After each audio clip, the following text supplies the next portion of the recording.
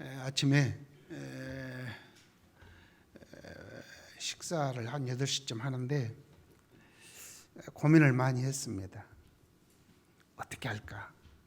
그러다가 한 10분, 20분 고민하다가 결론을 내렸습니다. 무슨 고민이냐면 제가 이거 오늘 여러분에게 드릴 이 산상수훈 팔복에 대해서 한 2주 전부터 준비해 놓은 거예요. 근데 저한테 이제 시간이 많이 없고 뺏겨가지고 이제 미뤄왔는데 이거를 팔복을 3시간 오늘 오전, 오후 그리고 수요일까지 해서 팔복을 끝내 드리려고 했는데 제가 예상 밖에 다음 주일은 가야 되거든요. 다음 주일은 설교할 시간이 없어서 그래서 안 되겠다. 그걸 고민한 거예요. 그래서 오늘 오전에 할 거, 오후에 할 거를 한꺼번에 해드리려니까 눈 크게 뜨고 귓구멍을 크게 열어서 들으셔야 요약해서 이렇게 이제 제가 여러분에게 설명할 때 쉽게 들을 수 있을 거예요. 그리고 나눠서 하는 것보다 한꺼번에 하는 게 집중력이 높아질 거라 그래서 그렇게 하기로 결정을 했고요. 그래서 여러분 지금 설교 두 개를 이렇게 합쳐서 한 번에 드렸잖아요. 여기서 볼 필요 없어요. 보고 들으면 더 헷갈려요. 그냥 듣고 집에 가서 읽으셔요. 그러면 이제 자세히 알아줄 수 있으니까요. 예수님께서 이 세상에 오신 이유는요, 우리 죽으면 천당 보내려고 온 게 아닙니다. 유대인들이 예수님 이전에 유대인들은 망해버린 다윗 왕국을 다시 일으켜 세울 메시아를 기다렸어요. 메시아라는 말은 하나님으로부터 기름 부음을 받고 어떤 특별한 사역을 한다는 그런 단어거든요. 그게 히브리어로는 메시아인데 그리스어로 헬라어로 번역하면 크리스토스예요. 크도 아니고 흐 발음이네. 크리스토스인데 조영규 목사님이 그 발음을 좀 제대로 하더라고요. 같은 단어입니다. 손과 핸드가 같듯이 메시아와 크리스토스는 같은 단어입니다. 자, 그 예수님이 하나님이 기름 부어 보낸 하나님의 아들 메시아로서 이 세상에 와서 할 일이 뭐냐면 유대인들은 로마를 몰아내고 지금 자기들이 압제를 당하고 있잖아요. 500~600년 동안. 근데 그 로마를 지금 몰아내고 이 나라가 세상을 지배하는 그래서 아주 흥왕하는 선진국 중에 최고의 선진국이라고 할 수 있는 다윗 왕국을 회복하는 그걸 기대했어요. 그걸 위해서 제자들도 열심히 3년을 따라다녔고요. 근데 예수님께서 세상에 오신 것은 그게 아니에요. 왜냐하면은 로마를 몰아내고 유대인들을 다시 해방해서 세상을 지배하는 다윗 시대 같은 그런 나라 만들면요, 그들은 그러니까 하나님의 백성이 되어서 천국 백성이 되는 것은 유대인밖에 안 되는 거예요. 이방인은 해당 사항이 없어요. 메시아가 와서 세울 하나님의 나라를 유대인들은 하늘나라하고 우리는 천국이라고 번역을 했잖아요. 근데 그 유대인들의 하나님만 되시기를 하나님은 원치 않았어요. 하나님의 아들을 세상에 보내면서 그렇게 엄청난 일을 벌이면서 유대인 그 몇백만 명 구원해 가지고 그들의 하나님만 되고 싶은 게 아니고요. 그래서 이전부터 쭉 감추었던 그 하나님의 계획이 이제 그리스도 안에서 처음으로 공개됩니다. 그 처음으로 공개된 내용이 이제 갈릴리에서 예루살렘으로 향해 올라갈 때 내가 이번에 올라가면 이방인의 손에 의해 죽임을 당할 거고 그러나 사흘 만에 살아날 거다. 그 이야기를 처음으로 공개하셔요. 그러니까 베드로가 주여 그리 마옵소서. 뭔 쓸데없는 소리 한다요. 그러면서 바짓간에 잡고 안 된다니까 사탄아 물러가라. 이것은 너는 사람의 생각을 한다. 유대인들의 생각이다. 그러나 나는 아버지로부터 특명받고 와서 할 일은 그게 아니다. 요한일서 3장 8절에 뭐였어요? 하나님의 아들이 한참 됐으니까 나타나시면 마귀를 때려보실. 그래서 예수님이 공생에 처음 시작할 때 마귀와 싸웠던 이야기. 그게 어디에 나오죠? 마태복음 4장에 이제 시험 받는 이야기로 되어 있는데 시험이 아니라 그거는 구약의 창세기 3장 언어고요. 시험이 아니라 마귀와의 전쟁, 투쟁을 하기 위해서 오셨고, 그래서 그 사건이 처음에 드러났던 것이죠. 그리고 항상 병들고 이런 귀신 들린 자들을 쫓아내는 사역, 그게 3년의 계속 사역이었어요. 그러니까 유대인들이 기대하는 천국은 로마를 몰아내고 신적 권능과 어떤 초월적인 힘을 가지고 메시아가 로마를 몰아내고 이 나라를 해방시켜서 세상을 지배하고, 그래서 금은 보화가 둥그러 다니는 그런 세상, 그걸 천국으로 기대했지만 예수님은 그게 아니고 마귀를 쫓아내고 마귀의 종살이해야 되는, 언제부터? 아담 때로부터, 창세기 3장부터 마귀의 종살이하면서 죄를 짓고 하나님과 원수된, 그래서 죽음을 두려워하는 이 세상 사람을 전부 복음으로 구출해서 이 하나님의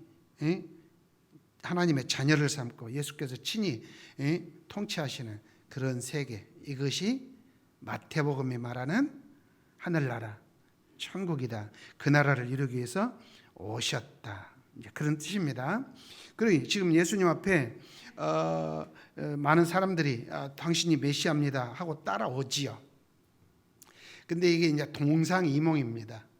동상이몽이란 말 아시죠?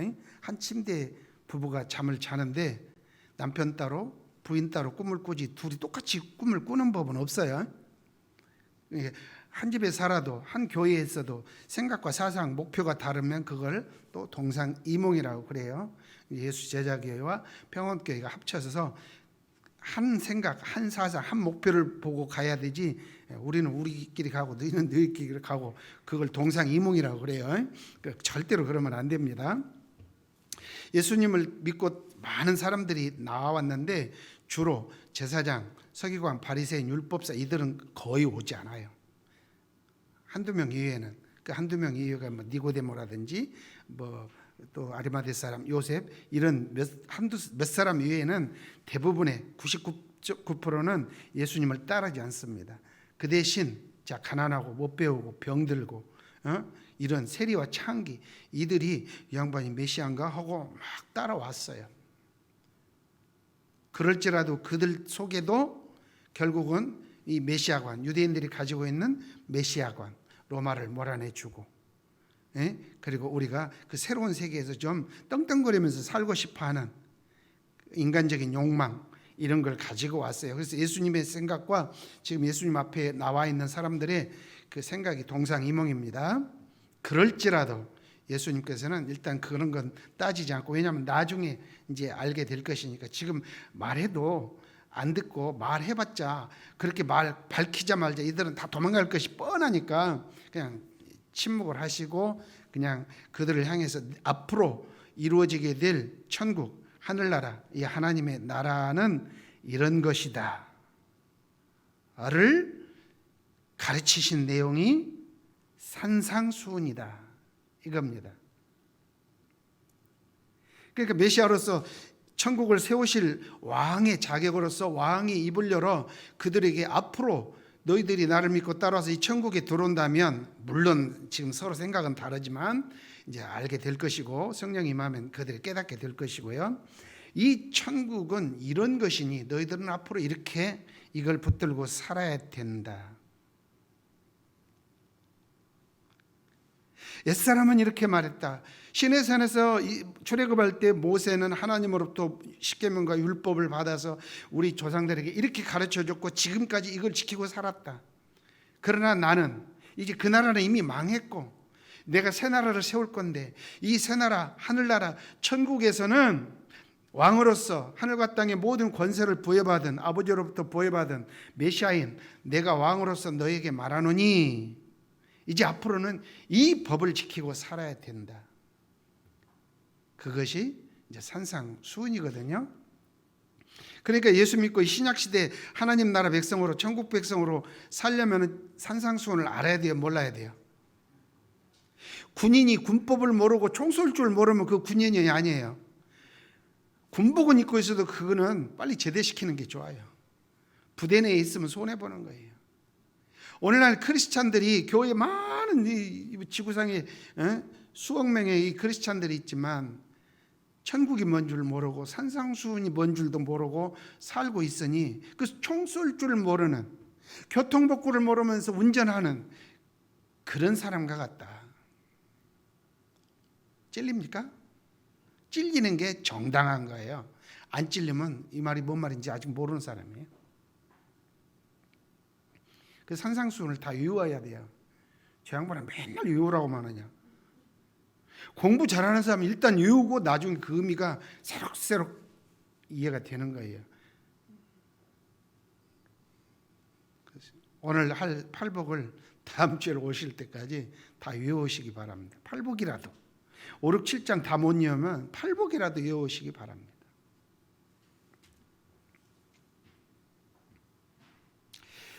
천국을 설립하시는 분으로서 그 권위를 가지고 이제 새 나라에는 새 법이 필요하다. 조선이 일본에게 망했고 이제 대한민국이 새로 세워지면 제헌절 있잖아요. 헌법을 다시 만들어야 되는 거예요. 그와 같이 나는 너에게 새 헌법을 주겠다. 왕으로서. 그게 산상수훈이고요. 이걸 지켜야 천국 백성이고 이걸 지키지 않으면 천국에서 들어올 수도 없고 자격박탈이다. 여러분들이 나중에 예수님 다시 오시기를 기대한다면 그 앞에 설 때에 이걸 물을 겁니다. 너 내가 가르쳐준 세계명과 세법 이걸 지키고 살았냐? 이걸 물으실 거예요. 전도 얼마 했냐? 헌금 얼마 했냐? 이거 안 물어봅니다. 전도 못 할 수도 있고요. 가난하면 연보할 수도 없어요. 물론 부자인데 연보 안 한 사람은 딱 얼굴 보면 아니까 안 물어봐요. 너 내 법을 지키고 천국 백성답게 살았냐? 네 정체성이 뭐냐? 네 아이덴티티가 뭐냐? 모르실 겁니다. 자, 시간 있으면 2달만 더 주시면 제가 해드리겠는데 이제 그 뒤에는 못 하겠어요. 그래서 오늘 하고 수요일 밤 산상수훈만 팔복만 말씀을 드리겠는데요. 자, 1절을 보십시오.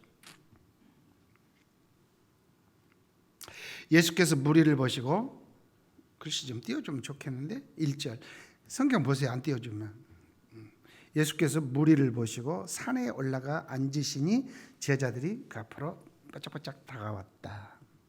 입을 열어 가르쳐 말씀하셨다. 이렇게 돼 있죠. 무리들이 지금 몽땅 나와 있는데 거기는 제사장, 서기관, 바리새인, 율법사 이들은 거의 없습니다. 평민들, 가난한 사람들, 몸에 병든 사람들, 세리 창기, 사람 대접 별로 받지 못하는 유대계 사회에서 루저들 이들이 거의 예수님 앞에 나와 있습니다. 그 무리를 보시고 산에 올라가 앉으셨다. 그랬더니 제자들이 그 앞줄로 나와서 앉았다. 몇 명이나 모였을 것 같아요? 여기에?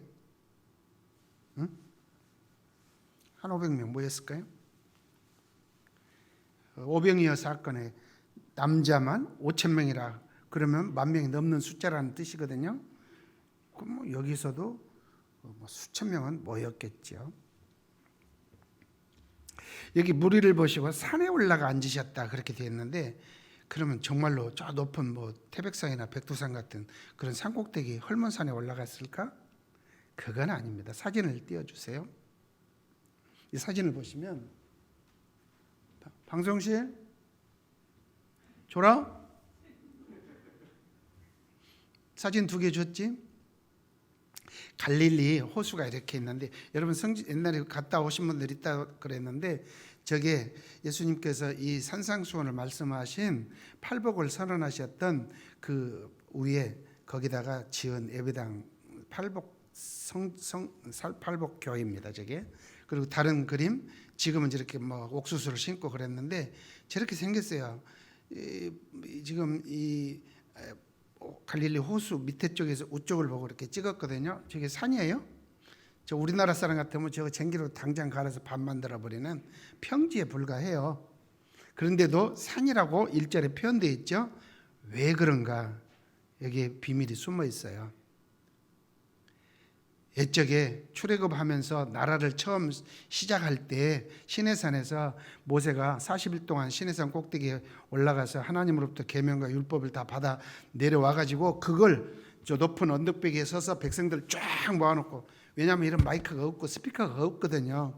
그러니까 위에서 밑에 향해서 말하면 잘 저기까지 들리니까 백성들이 쫙 있는 데서 여기서 종이 똘똘 말아가지고 종이도 없었겠지만 여러분 하면서 이렇게 했겠죠. 그럼 쫙 들리게 산 위에서 아래를 보고 했던 그것을 마태가 모세가 그때 이제 하나님의 백성으로 출발하는 이스라엘 백성을 향해서 이야기했듯이 그래서 산이란 말을 써요. 산 같지도 않지만 예수님은 저 우쪽에 서서 사람들은 아래쪽에 쫙 앉아서 위를 올려다보면 지금 이 모양으로 이렇게 올려다보면서 저 양반이 뭔 이야기 하는가.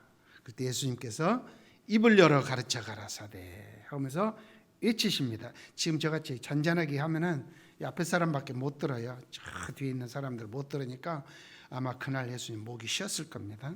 크게 말해야 되니까. 그러면서 8개의 이 복을 이야기하는데 8가지의 복. 이거를 다음 주까지 뭐 하시라고요? 외우실 분 손 들어보세요. 셋, 넷, 다섯, 여섯. 나머지는 꼭 외우실 줄로 믿습니다. 근데 이제 구분을 해야 돼요. 오전에 앞에 4개를 한꺼번에 해드리고요. 오후에 뒤에 4개를 해드리겠는데 이게 달라요. 같은 복이지만 달라요. 지금 이 앞에 나와 있는 예수님 앞에 나와 있는 이 말씀을 듣는 이 청중 이들을 향해서 앞에 4개를 이야기하시는데 자 한번 먼저 박스를 좀 띄워주세요. 자, 앞에 4개 심천의 온 땅의 배 이렇게 되어 있어요. 심령이 가난한 자는 복이 있으니 천국이 그들의 것이다. 애통하는 자는 복이 있으니 그들이 위로를 받을 것이다. 그 다음에 세 번째가 온유한 자는 복이 있으니 그들이 땅을 기업으로 받을 것이라. 그리고 마지막 4번째는 의에 줄이고 목마른 자가 복이 있으니 그들이 배부를 것이다. 이렇게 되어 있어요. 이거는 천국에 들어오고 싶어하는 이들을 향해서 선언하는 이야기입니다. 자, 시간이 30분밖에 저한테 없으니까요.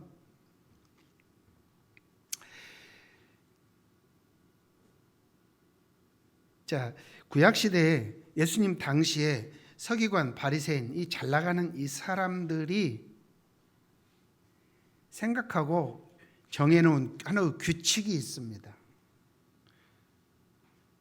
그게 뭐냐면 자기들은 의로운 자들이에요. 율법을 잘 지키고 안식일을 잘 지키고 절기를 잘 지키고 심지어 울타리 밑에 있는 상추가 그냥 시떨어져서 난 것도 숫자를 세서 철저하게 11조를 하고 이런 계명대로 철저하게 하나님 앞에서 흠없이 살려고 노력하는 이들을 일컬어서 의로운 자라 그렇게 평가를 합니다. 그 대신에 먹고 살기 바쁜 저 사람들 안식일에도 일하고 돈 벌러 가고 11조도 잘 안 하고 절기도 땡땡이 치고 어떻게든지 그냥 지 목구멍 하나 챙기느라고 대충대충 하나님과 관계 하나님의 백성으로서의 그런 성실함 이런 것을 잘 하지 않는 저 사람들 그래서 조상 때부터 그러다 보니까 못 배우고 결국 가난하고 몸에 병이 들어서 지금은 병 들으면 병원에서 고치지도 하지만 그때는 고칠 수도 없는 그런 시절 아닙니까? 풀 뜯어다가 단방약으로 쓰다 보면 그게 낫나요? 안 낫지? 그래서 형편없이 사는 그야말로 신명기의 기준으로 봤을 때 자 서기관과 바리새인 뭐 이런 사람들은 하나님의 복을 받아서 재물도 많고 종교적 의무를 다 잘하고 그래서 존경받고 의로운 사람들이지만 저쪽에 가난하고 병들고 못난 저 사람들은 하나님의 율법대로 조상 때부터 못 살았으니까 저주받아서 신명기가 축복과 저주라고 그랬잖아요. 그래서 이렇게 지지리도 궁상맞게 병이나 들고 글도 모르고 난 놓고 기억자도 모르고 빚더미에 허덕이고 여성들이 가서 몸을 팔아야 되고 아이들 학교도 못 보내고 저주받은 모습으로 사는 그들 이들을 일컬어서 뭐라고 부르냐면은 따라서 해보세요. 암하아레치 암 그렇지 할 때 암이에요.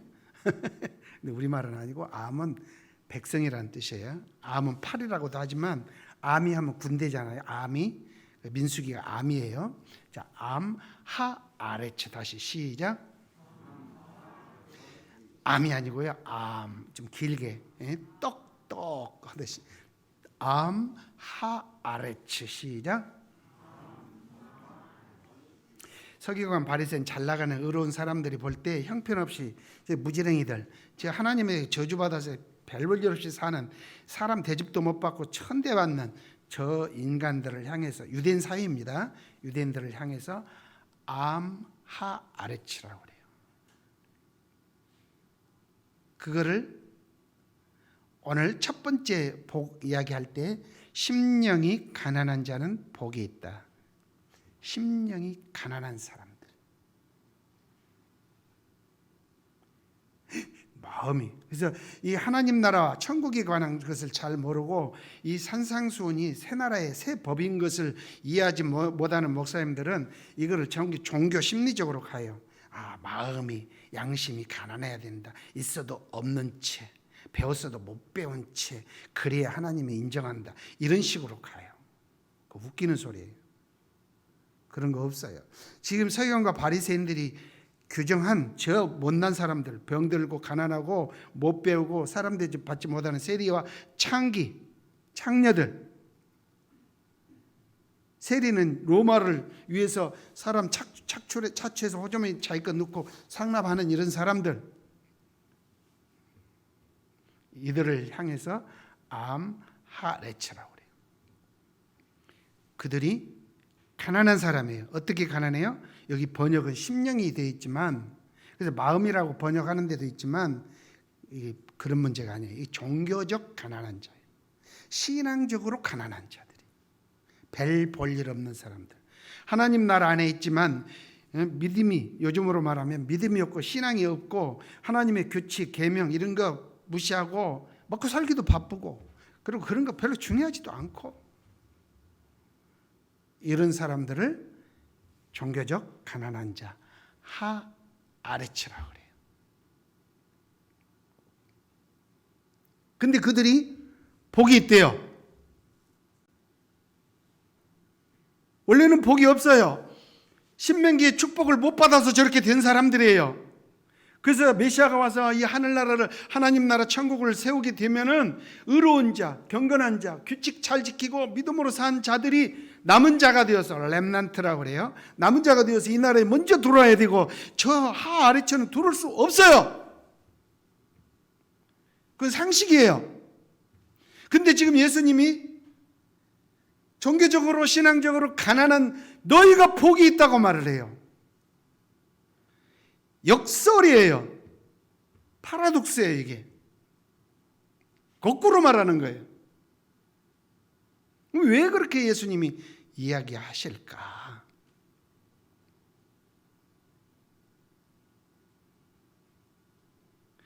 항상 그러니까 1세기 예수님이 사시던 그 현장에서 항상 성경을 들여다봐야 이해가 되지. 이거 주석 갖다 놓고 뭐 사전 갖다 놓고 아무리 뒤적거려도 안 나와요, 답이. 그러니까 도덕적으로 가서 우리는 그래서 이거 절대 지킬 수 없는 거예요. 에? 카톨릭도 그렇고요, 개신교도 그렇고요. 네, 설교문에 써놨으니까 한번 보세요. 우리 개신교도 그렇고요. 이것은 우리가 지킬 수 있는 게 아니고, 이거는 예수님 제자들이나 저 산속에 들어가서 하는 수도사들이나 지킬 수 있는 것이고, 다 버리고 간 사람들. 그리고 이거는 우리 살아서 인생이 지킬 수 있는 게 아니라고 그렇게 접근을 해버려요. 그럼 예수님 뭐 정신 나갔다 이 이야기를 하고 있습니까?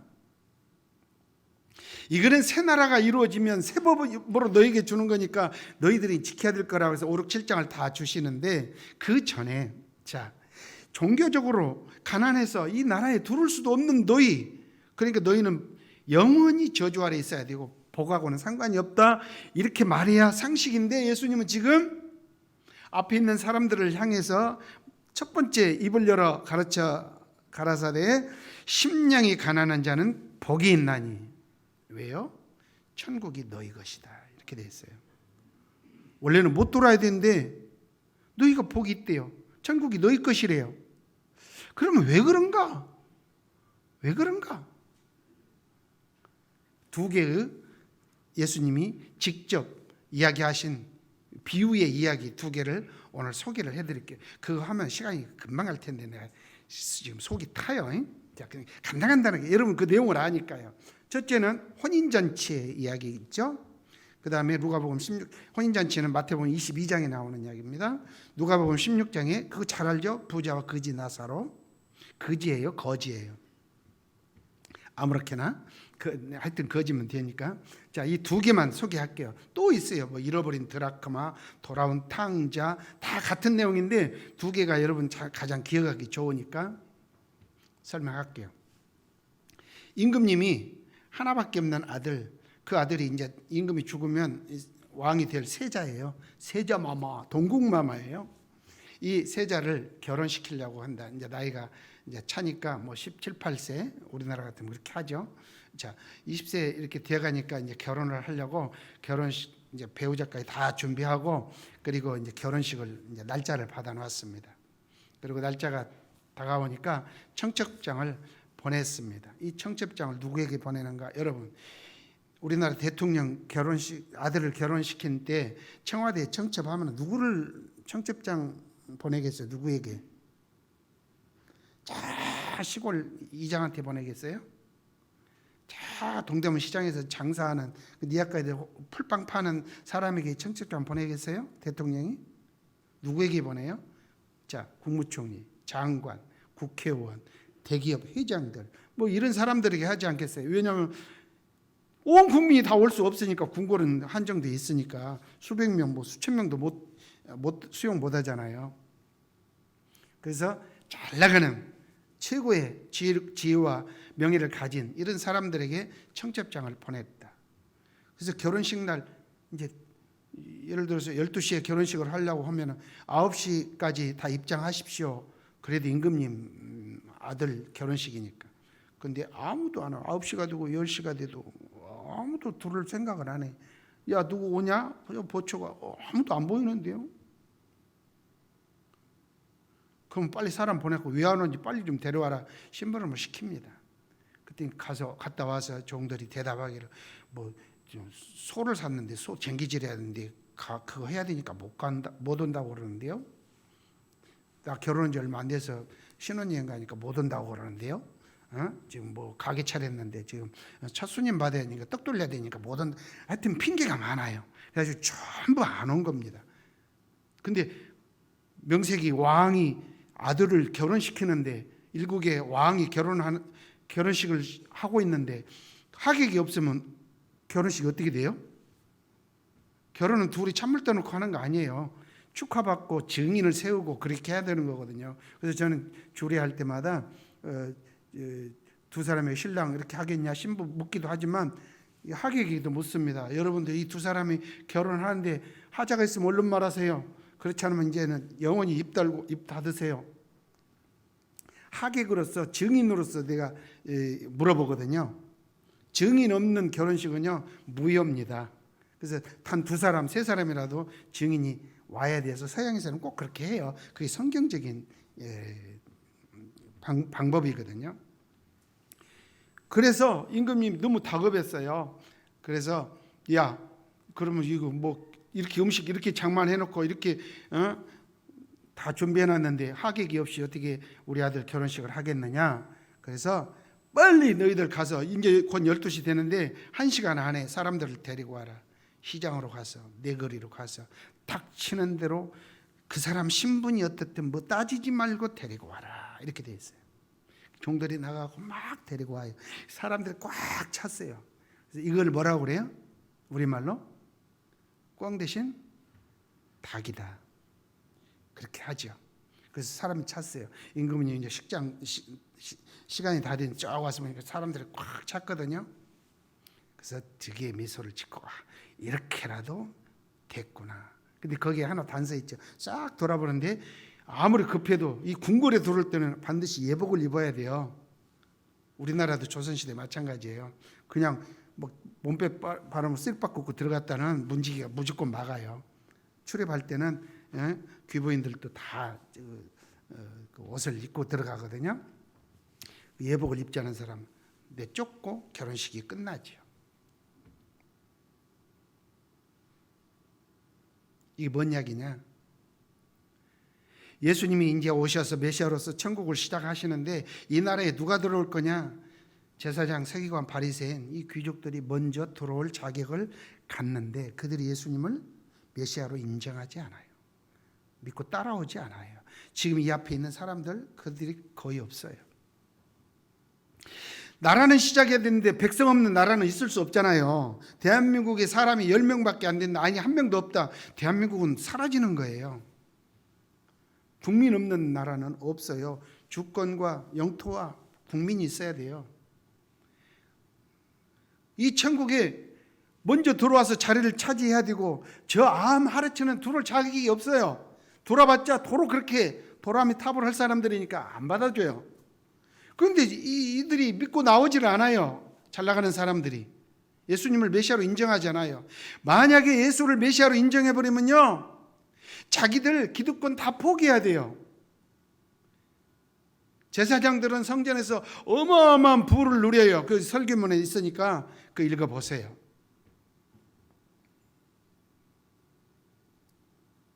로마와 결탁해서 다 기득권을 차지하고 있어요. 이들은. 그러니까 메시아를 인정할 수가 없는 거예요. 다 포기해야 되고. 그 대표적인 얘기 어떤 부자 관원이 예수님 앞에 와서 영생 어떻게 영생 얻습니까? 너 다 포기하고 나 따르면 돼. 그랬더니 그는 포기하고 다 포기하고 오라니까 예수를 포기하고 가죠. 왜요? 저 사람은 부자인 까닭에 그 모든 기득권을 다 놓고 오라니까 못 놓고 오는 거예요. 그래서 그 사람은 영생과 거리가 멀어요.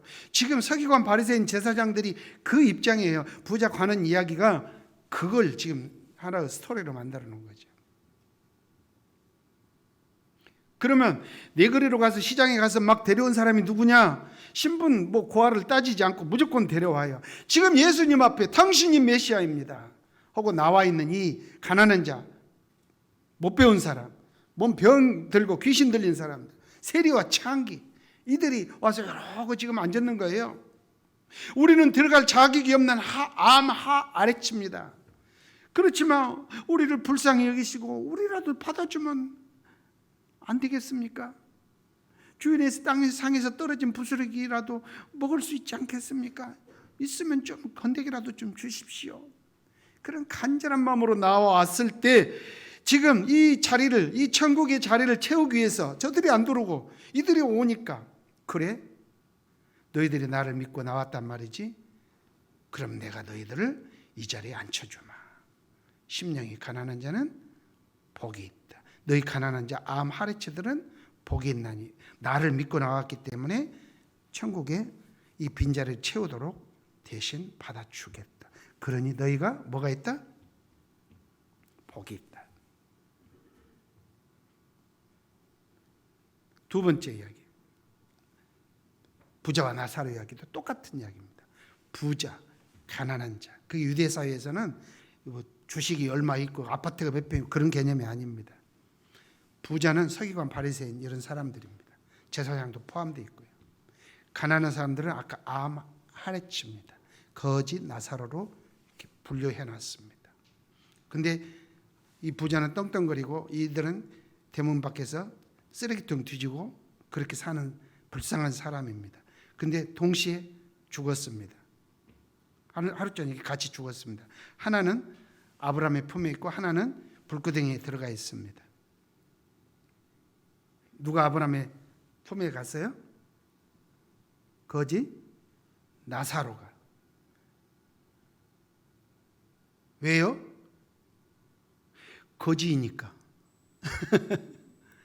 그러면 여러분 오늘 다 집 팔고 땅 팔고 회사 그만 다니고 저 서울역 앞으로 가십시오. 신문지 깔고 주무십시오. 분명히 죽으면 천당 갈 겁니다. 그렇게밖에 해석할 수 없어요. 우리식으로 보면. 근데 그게 아니에요. 앞에 이야기한 거예요. 자, 부자들은 예수를 믿지 않습니다. 이 세상에서 이 율법 시대 이스라엘 나라 안에서 떵떵거리고 잘 살았습니다. 그들은 의롭다함을 받고 모든 사람에게 존경을 받고 살았습니다. 그러나 이 암 하르체들은 지금 뭐야 지금? 그들이 볼 때 항상 인사도 안 받는 이런 시원찮은 별 볼 일 없는 인간 같지도 않은 하나님과의 관계에서 구약의 나라 안에서 그렇게 대접받고 사는 세리 창기들입니다. 그게 거지 나사로입니다. 근데 그들이 예수를 메시아로 믿고 당신의 나라에 우리도 들어갈 수 있으면 좋겠습니다 하고 나왔습니다. 그들이 아브라함의 진정한 상속자가 되었다. 그 이야기고, 이들은 지금까지 그 모든 기득권을 가지고 잘 누리고 살았지만 이제 하나님이 보내신 메시아 예수를, 천국의 왕을 믿지 않으므로 이 나라에 들어오지 못하고 아브라함의 진정한 상속자가 되지 못해 쓰레기가 되니까, 쓰레기는 어디로 가고? 불로 태우고, 그래서 불구덩이에 있는 것입니다. 오늘 죽으면 천당 간다 지옥 간단 말을 하기 위해서 그 이야기를 한 게 아니라는 이야기예요. 근데 지금까지 기독교 역사 속에서 그냥 누구는 천당 가고 누구는 지옥 갔다, 오늘 죽으면 바로 간다, 이 언론으로 해석을 해버린 것이에요. 예수님은 전혀 그런 의도로 이야기한 게 아니라는 거예요. 거지 나사로 암 아래치지만, 그래서 천국에 들어올 자격이 없는 불쌍한 자이지만, 다윗의 자손이 우리를 불쌍히 여기셔서 외쳤던 니고데모처럼 지금 이 앞에 나와 있는 그들, 그래 이 빈자리 너희들 채워줄게, 들어와라, 너희가 복이 있나니. 두 가지 이야기를 기억하시면 됩니다. 두 번째 이야기입니다. 애통하는 자가 복이 있나니, 그 다음에 뭡니까? 위로를 받을 것이다. 애통이 뭐예요?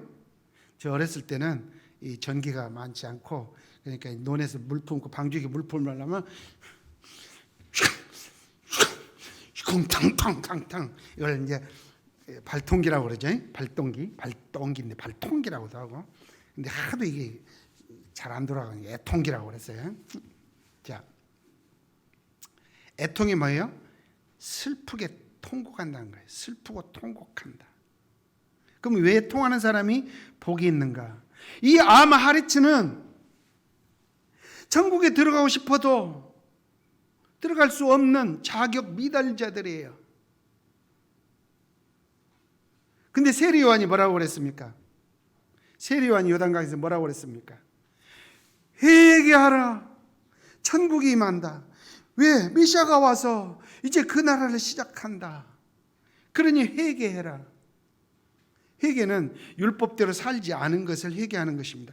많은 사람들이 요단강 사해 근처에 나와서 우리가 율법대로 계명 지키지 않고 안식일도 범하고 11주도 하지 않고 그렇게 살았습니다. 우리가 회개합니다. 회개는요, 자기 죄를 슬퍼하고 하나님의 마음을 아프게 했던 것을 괴로워하면서 우는 거잖아요. 지금 예수님 앞에 나와 있는 이 암 하아르츠들은 원래 어떻게 살았느냐? 회개하고 거리가 멀게 산 사람들이에요. 의와 거리가 먼 사람들이에요. 계명대로 살다가는 굶어 죽게 생겼으니까 그냥 되는 대로 산 사람들이에요. 누가 자기들을 무시하든지 말든지. 요즘으로 옛날로 조선시대 백정놈처럼 산 거예요. 근데 이제 메시아가 와서 새 나라를 세운다니까, 그러면 우리도 그 나라에 들어가고 싶은데 자격 미달해라. 그렇지만 주님이 받아주시기만 한다면 우리가 회개하고 당신 앞에 나아가겠습니다. 지금 회개하는 마음으로 이 앞에 나와 있어요. 이들은 회개할 것도 없는 서기관 바리새인들은 이 앞에 오지 않아요. 예수님을 인정하지 않으니까. 그러나 이 죄인들은 지금 회개하는 마음으로 애통하면서 우리를 어떻게든지 받아주십시오, 다윗의 자손 예수여.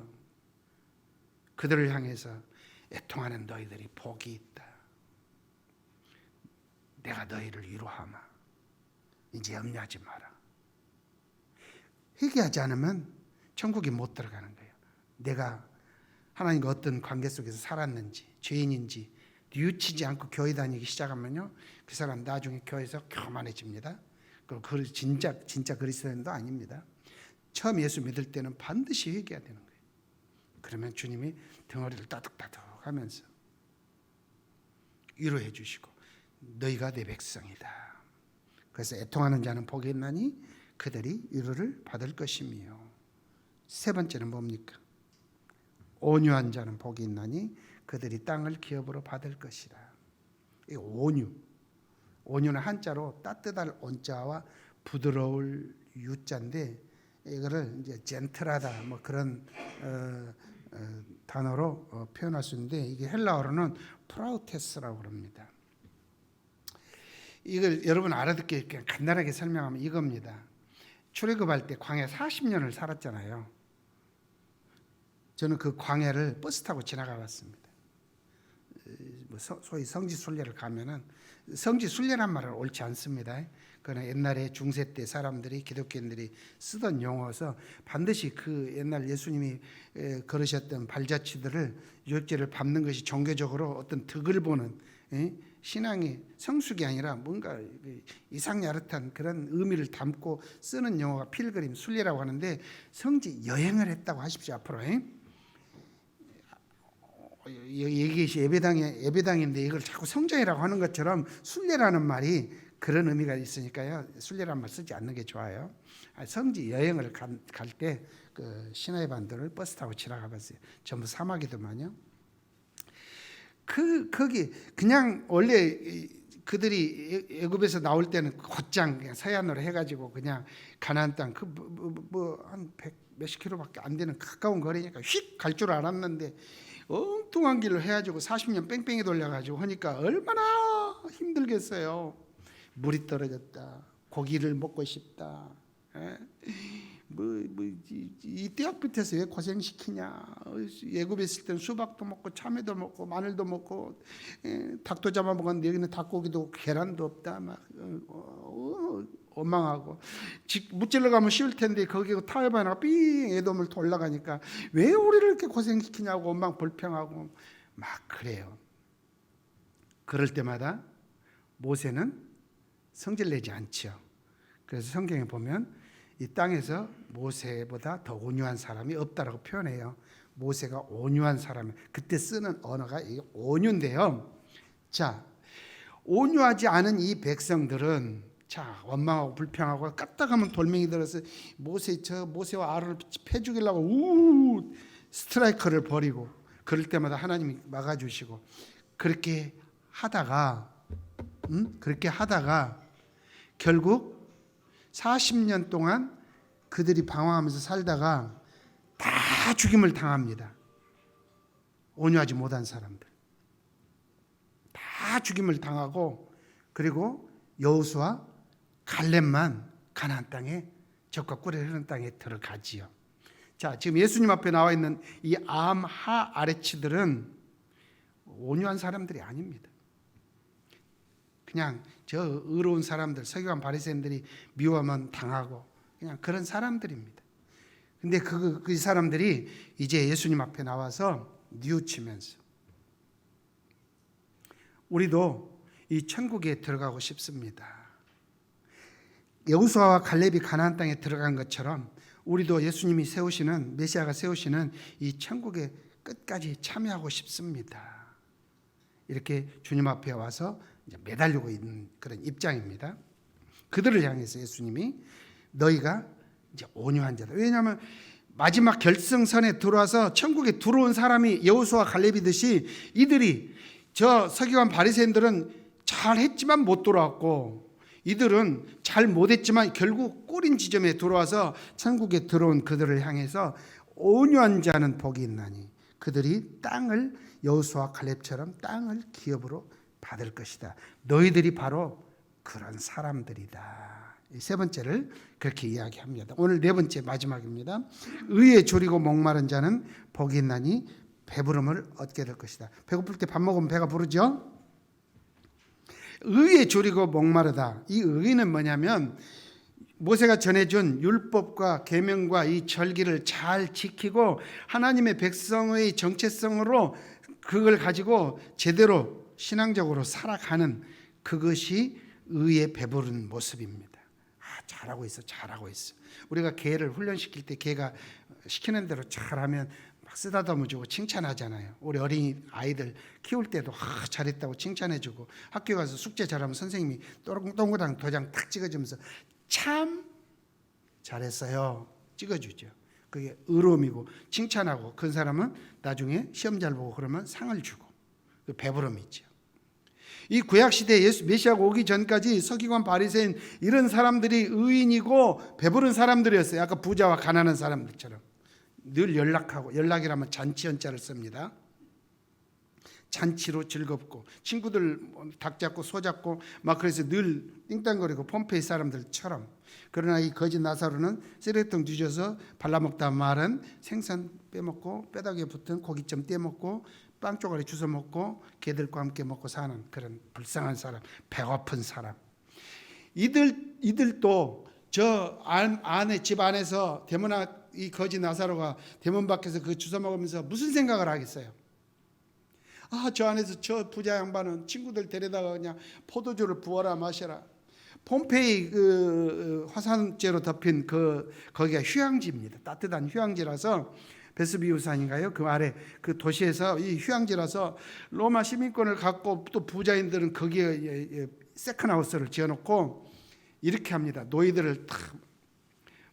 노예들이 쟁반에다가 포도송이를 이렇게 가지고 오면 포도 딱 뻗디고 다리 뻗고 누워서 이 여자들 막 그냥 가볍게 입고 옆에서 놀면서 포도 세 송이 따먹고 이거를 탁 버립니다. 그러면 노예들이 주워다가 그거 먹습니다. 사과 갖다 주면, 사과 있었는지는 모르지만 사과 갖다 주면 한 입 베어 먹고 버립니다. 마당에다 툭 던집니다. 그러면 노예들이 가지고 부엌에 가서 깎아서 먹습니다. 그것을 즐기는 겁니다. 부자와 나사로 이야기가 그런 겁니다. 부자들은 친구들 그러면 또 이제 노예들이 먹고 나머지 또 대충 하도 이제 많으니까 막 대충 먹죠. 노예들도. 그러면 쓰레기통에 오면 거짓 나사로는 그냥 주워 먹고 단계를 거쳐서 그게 거짓 나사로의 모습입니다. 나사로가 생각할 때 나도 저렇게 얼마나 더 배고프겠어요. 그래도 못 먹었는데 저기서 띵땅거리고 버리고 막 그러면 얼마나 더 배가 고프겠어요. 종교적으로 신앙적으로 못하는 사람들일지라도 아예 생각이 없는 거 아닙니다. 하고 싶어도 먹고 살기 바빠서 그런 것이고 조상들이 재산을 물려주지 않았고 내가 배우지 못했으니까 이렇게 살 수밖에 없는 하아리치가 된 거예요. 제발 우리를 당신이 세우는 천국에 우리를 받아주시기만 하면은 우리도 이제 제대로 한번 살아볼랍니다. 그런 소원 없겠어요? 대접받고 칭찬 듣고 존경받고 우리도 하나님의 인정받고 복받고 우리는 지금까지 이렇게 못 살았어도 앞으로 그렇게 살고 싶습니다. 그 간절한 마음을 지금 예수님 앞에 갖고 당신이 메시아니까 우리가 믿고 나오는데 당신이 우리를 받아주시기만 하면 우리도 그런 세상을 한번 살고 싶습니다. 그들을 향해서 너희가 의에 졸였고 굶주림을 보이냐? 신앙적 굶주림입니다. 실제로 그들은 또 재산도 없으니까 배도 고프고 너희가 복이 있다. 왜? 나를 믿고 나왔으니까. 앞으로 내 나라에 들어와서 너희가 어떨 거다? 배부르게 살 것이다. 아파트 50평 준다 그 말이 아니고 이제 하나님과의 관계에서 복받으며 천국을 마음껏 누리게 될 것이니 복이 있다. 이야기를 하시는 겁니다. 그러면 오늘 이야기를 들을 때 우리는 2000년 전에 예수님 앞에 나아간 사람 아니잖아요. 하아레치 종교적 가난한 천대받는 그런 사람이 아니잖아요. 그럼 이거 나와 뭔 상관이 있어요? 상관 있을까요? 없을까요? 있습니다. 제가 전에도 이야기했죠. 우리는 지금 이 유대 사회에서 유대 종교에서 의인들과 가난한 자들 종교적으로 가난한 자들 이 두 그룹이 있는데 이 병들고 못 배우고 가난하고 세리와 창기 사람 대접받지 못하는 천국에 와도 들어갈 수 없다고 버림받은 남은 자의 반열에 들어갈 수 없는 이 불쌍한 자들 이들보다 더 못한 게 이방인입니다. 아무리 공부 많이 했고 훌륭하고 인품 좋고 재산 많고 떵떵거리는 사람일지라도 이방인은요 여기 유대인의 세리와 창기보다 못한 사람입니다. 세상적 기준이 아니고 하나님과의 언약 관계에서 언약 밖에 있는 사람이고, 비록 성전 출입 마음대로 할 수 없는 세리와 창기일지라도, 몸에 병든 사람일지라도, 과부일지라도 그들은 유대인이고 하나님의 백성이고 회당에 가서 예배할 수 있는 사람들이었습니다.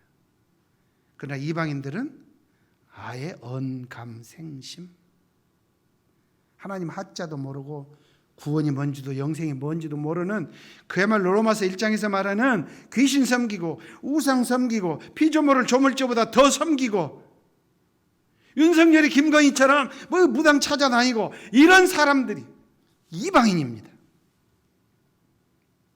그런 우리에게 복음이 들려져 왔고 천국이 소개되었고 예수를 믿고 나오면 이 천국에 들어올 수 있다는 새 소식이 들려왔습니다. 그것을 복음이라고, 복된 소식이라고 이야기하고요. 우리가 이제 예루살렘과 유대와 사마리아와 땅끝까지 이르러 이제 복음을 전하라 하신 그 명령을 들고 사도들이 뛰쳐나가서 지금 2000년 동안 이렇게 복음이 전파되어 왔고, 140년 전에 이 한국 땅에도 이 복음이 왔고, 우리가 그걸 들었고 예수 믿었고 세례 받고 교회에 와서 천국 백성이 되었는데, 이제 안타까운 것은 천국은 나중에 간다고 자꾸 믿으니까 이게 요상한데, 이미 교회에 들어와서 교회 교적부에 이름이 올라와 있으면 생명책에 이름이 기록된 것이고, 그들이 천국 백성이 이미 된 것이고, 이미 구원을 우리가 받은 것이고,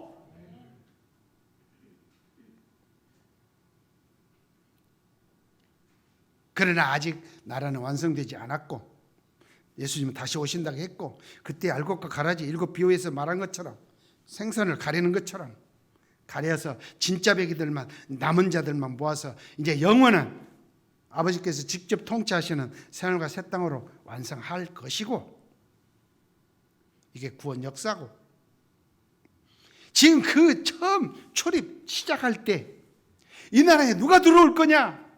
유대 사회 안에서는 아르츠, 종교적으로 가난하고 회개해야만 되고 무시당하고 천대받았던 이들이지만, 예수를 믿고 나오니까 그 빈자리 내 집을 채우라. 전도 뭐 할 때 막 내 집을 채우라 그러죠. 그게 거기서 나온 말입니다. 이 천국에 저들이 안 나오니까 너희들이, 가난한 너희들이 돌아 채워라. 이 잔치를 채워라.